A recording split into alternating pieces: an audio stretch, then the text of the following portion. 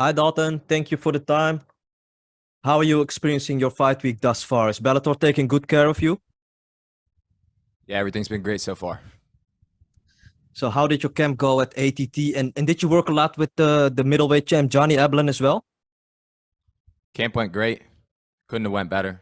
And yes, I got some work with Johnny, but I also got some work with Roman Feraldo before he went out for his fight. Sabah Hamasi, Glyco Franca, Artem Levin, one of the best kickboxers of all time. So I changed the training partners every single week. So I'm adapting, and I'm ready for anything that comes on Friday night. I cannot wait to see you perform again. Good luck on fight night, sir. Thank you. Patrick? Hey Dalton, this is Petter McCoy from Combat Sports UK. How you doing today? I'm great. How are you? Doing well. Now, obviously, you've had a very strong 2022, obviously coming off a very impressive knockout win. Two massive wins this year. How important is it to you to finish this year off strong, obviously with a number 5 next to your name, to kind of push for the title shot? I mean, I think it's very important. My whole entire goal in this sport is to be the best in the world, and that's regardless of promotion. So the first step would be, earning a title shot and then winning it and then continuing to defend it. So I'm at this point, this fight, just like every other, is very, very important. All right, man. Looking forward to seeing you in action on Friday. Good luck. Thank you. Jay? Thanks very much. Hey, Dalton, welcome back. I wanted to start with the main card placement of this fight because last time out you were on the prelims, and here you are kicking off a very solid Bellator 289 card. And I don't know how much that means to you, but in terms of your career, do you kind of mark that as the next step, the next milestone? I mean, I fought on the main card before against Ty Gorder. So this isn't my first appearance on the main card. We were on CBS Sports back then, so this is my first time on Showtime. However, I just wanted to fight. I like to stay active. I fight better. I improve faster, and I make better improvements whenever I'm active. So at the end of the day, I just wanted to fight one more time before the end of the year and, get ready for my next fight. And they told me there was a spot December 9th on the prelims. I said, I don't care. If I'm on the prelims, I just want to fight. And eventually we got elevated to the main card anyways. Fair enough. And then the matchup with Anthony Adams, just give us your thoughts on him as an opponent and how you see this one playing out. He's a good fighter, good striker. He mixes it up here and there, but heavy striking game. That's what he relies on. He's athletic, quick jab. Likes to throw one kick on the outside a lot at a time. He's a good fighter, But at the end of the day, I think I'm levels above him, and I plan to go into the cage on Friday and prove that. When you talk about levels above him, you're also ranked above him. Was there any frustration about fighting down in the rankings, or is that something that, at the end of the day, like you said, you just wanted to fight and you don't worry about it, leave it to the matchmaker sort of thing? Yeah, no, I mean, they tried making the fight with John Salter. I don't know what happened with that. Didn't come to fruition. And then after that, they tried matching me with Imam Shafi Aliyev, who ended up fighting on the November card. He said no. And, so there's only so many people to choose from. You look at the rest of the top 10, some of them had fights right before this that weren't able to fight because of timing. And then, number 7's Austin, my teammate. Don't want to fight him unless it's for title contention. I already beat Romero Cotton. Lorenzo Larkin moved down to 170. So this is the highest ranked guy that was willing to take the fight. Fair enough. And last one for me, you mentioned your teammate there, and obviously another teammate is the champ, Johnny Eblen.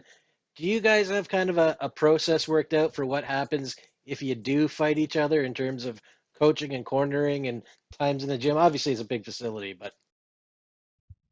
No plan. All right. Well, best of luck here and looking forward to it. Thank you. Kobe?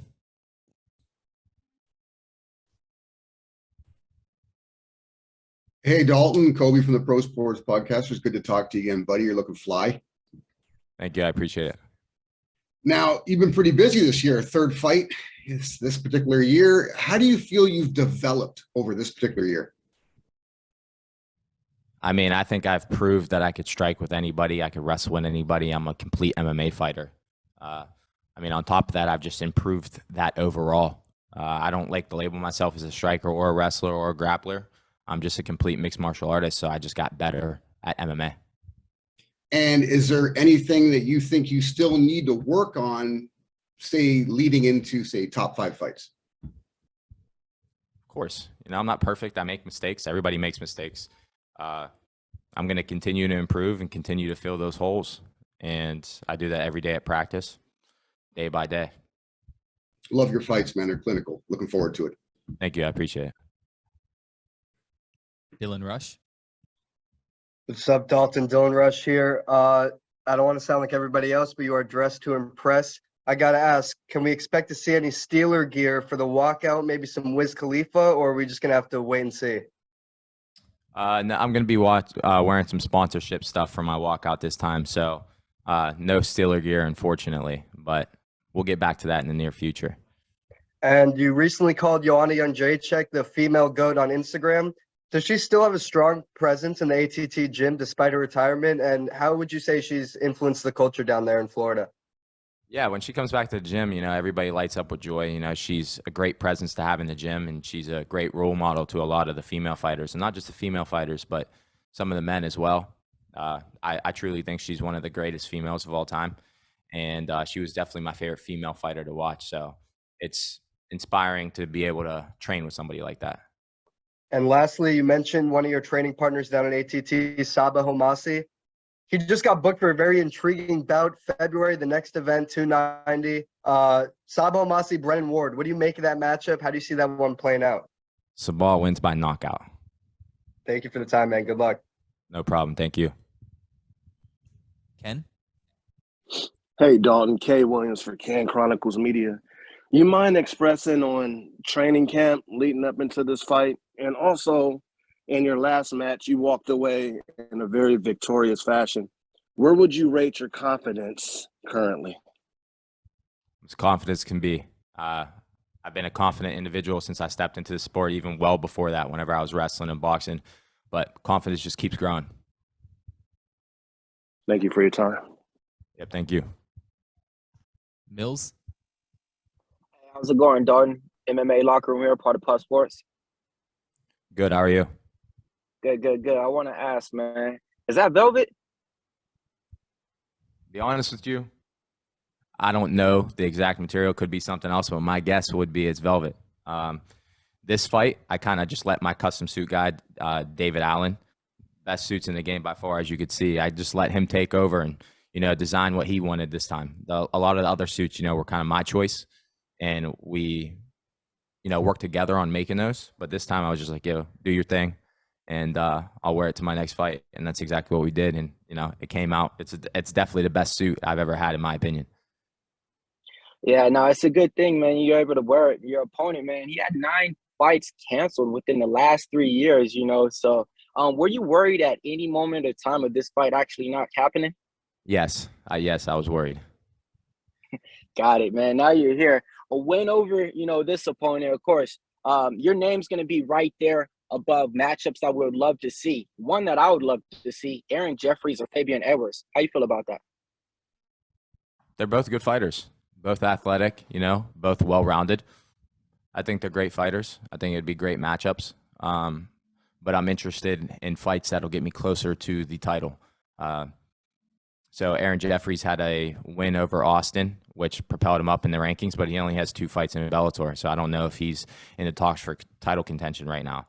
And, Fabian Edwards is another one I like. He's ranked number 2, and he just had another win, so he'd probably be up there.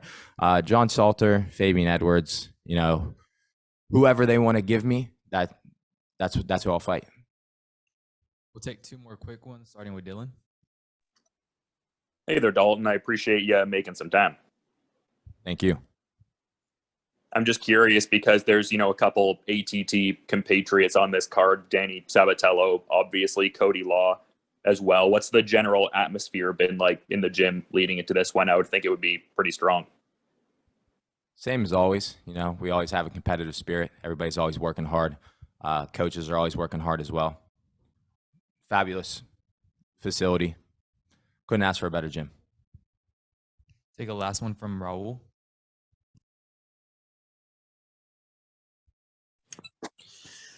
What's up, Dalton? Raul here. I just have one quick one for you. Last time out, you were the featured prelim. This time, you're the opening act on the pay-per-view. How does it feel having that kind of confidence from the company? I mean, it feels great. They actually told me before this they thought I was a main card guy, and that's why they didn't want to offer me the fight for December 9th. But I told them I just want to fight. I don't care.